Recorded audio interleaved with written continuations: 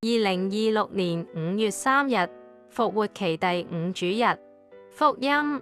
我是道路、真理、生命。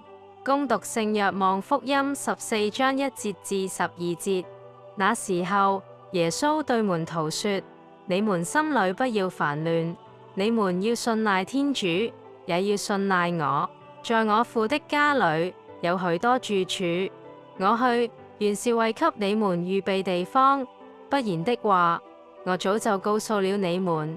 我去為你們預備地方以後，我必再來接你們到我那裏去，為的是我在那裏，你們也在那裏。我去的地方，通往那裏的路，你們是知道的。多默說：主，我們不知道你往哪裏去，怎麼會知道那條路呢？耶穌回答說：我是道路、真理、生命，除非經過我，誰也不能到父那裏去。你們若認識我，也就必然認識我父。現在你們已認識他，並且已經看見他。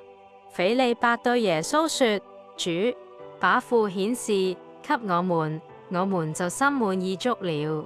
耶穌回答說：斐理伯，這麼長久的時間，我和你們在一起，而你還不認識我嗎？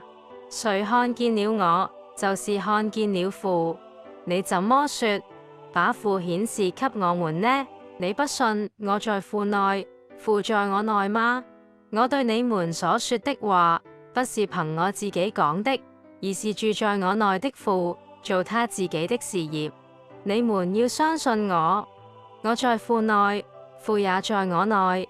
不然的話，你們至少該因那些事業而相信。我實實在在告訴你們，凡信我的，我所做的事業，他也要做，並且還要做比這些更大的事業，因為我往父那裏去。上主的話。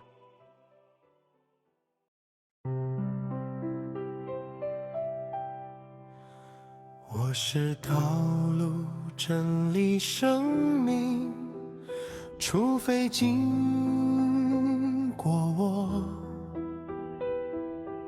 誰也不能到父那裏去。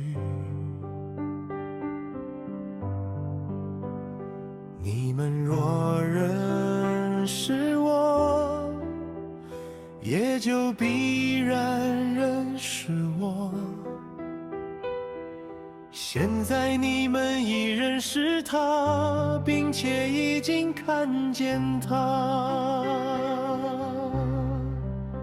你們心裡不要煩亂，你們要信賴天主，也要信賴我。我去，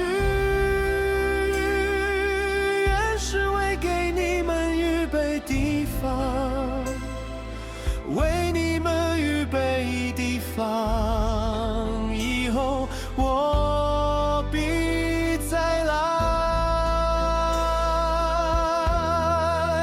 接你們到我那裡去，為的是我在那裡，你們也在那裡。我去的地方，通往哪裡的路，你們是知道的。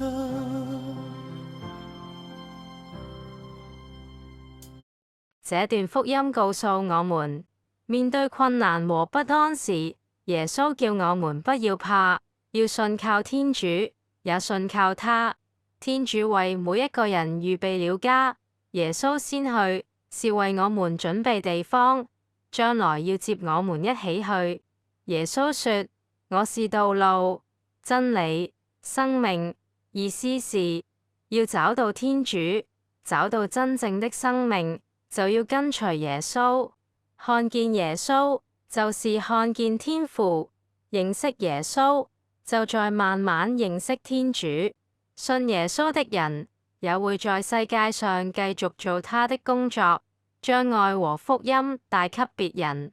全能永生的天主，你使聖亞大納修主教致力維護你聖子與聖父同聖同體的信理，求你使我們因聖人的教導和助佑，不斷增加對你的認識和孝愛。